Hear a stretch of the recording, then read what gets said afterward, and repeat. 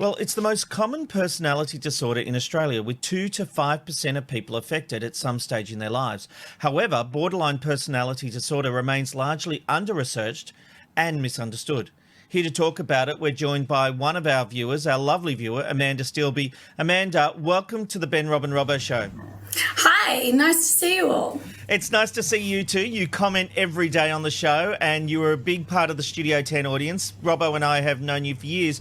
But when and how were you diagnosed with borderline personality disorder? It was actually a little bit of a process. So my first hospitalization was when I was 37.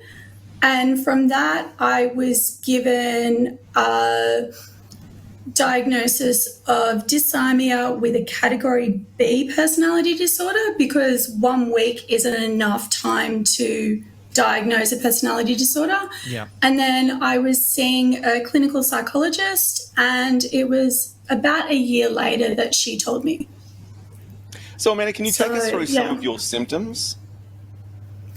So, the ones that people see are that I get stressed and anxious really easily. I get overwhelmed easily. I can seem like everything's going fine. Somebody says something and I will explode in anger. So they're the ones that people see. Internally, I will quite often be feeling overwhelmed, and because of what I'm doing, I just won't show it. And I get suicidal ideation really easily. So I have really strong internal negative self-talk. You know, I'd love to ask you is, how did this affect you on a daily basis before you were diagnosed versus sort of how it affects you now that you are aware of it? Like, how does it affect you in your daily routine? Yeah, so when I was younger, I would have a really explosive temper. So I'd be one of those people that you'd look at sideways and suddenly I'd be yelling and screaming. And if it was one of my bad days, it would take me the rest of the day to calm down. I remember through my teen years spending a lot of time in my room reading, because escaping into the books was one of the things that calmed me down. So, so I just remember being angry a lot. But I could also have times where I was like happy and engaged, but yes, with having the undiagnosed dysthymia as well, I spent a lot of the time in a depressive state. Amanda, you used to come to the audience of Studio 10 every day. It seemed to be your happy place, but you started having episodes while you were in the audience, and it actually led to you having to have some time away from Studio 10.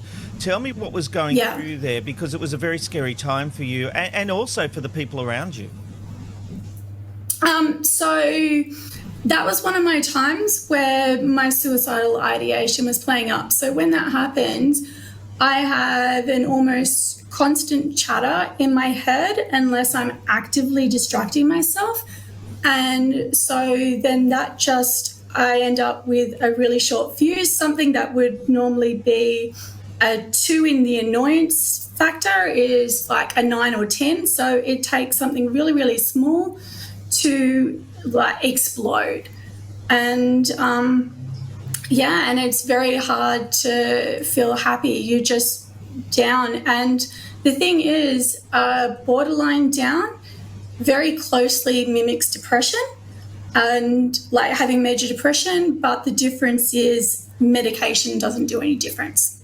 Well, this was an interesting time for you because it felt like Studio 10 was such a big part of your world, but it became a place where it didn't feel like it was safe for you being around other people in that studio, and you had to be removed from that situation. And it was one of the hardest things I've ever had to do. And I actually didn't know what the right thing to do was, because I cared very deeply for you. And I still to this day don't know if I made the right decision with that. And I've always wondered how that affected you, being taken away from the thing that you loved. It took It did take me a while to get over it. Like for a week or two, I couldn't watch the show. Yeah. But like started watching it again. It was that before I started going to Studio 10, I basically wasn't leaving the house for 6 months before that. I probably left the house when I was seeing my case manager or occasionally going grocery shopping. Otherwise, I was just at home, and most of the days where I was at home, I don't bother shower, get dressed, any of that stuff. And that's actually why when you met me, I had a shaved head, because my hair was getting matted so often that when I needed to brush it, it was taking me more than a half an hour. And I just was sick of that. And so I had the whole thing shaved off, and I probably had it like that for about 18 months. You know, Wow. you are a fascinating person because you're one of the most intelligent people I know, especially when I look at the feedback you give. And you and I have stayed in contact. We're Facebook friends.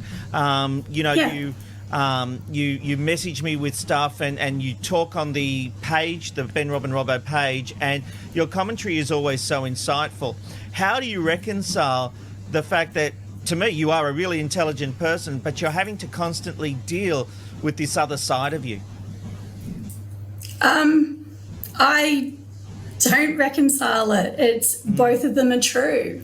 That's one of the reasons that I actually have trouble getting services. People that are high functioning, there aren't services designed for us because they just assume that because you're articulate, you've got it all together. So it's actually a double-edged sword that's the case. Well, if you are struggling, remember that help is out there. You can call Beyond Blue on 1300 22 4636 or the Suicide Call Back Service on 1300 659 467. Amanda, I think you are an inspiration. Thank you for joining us and telling us your story today. No worries. Thank you for having me. It's the Ben Robin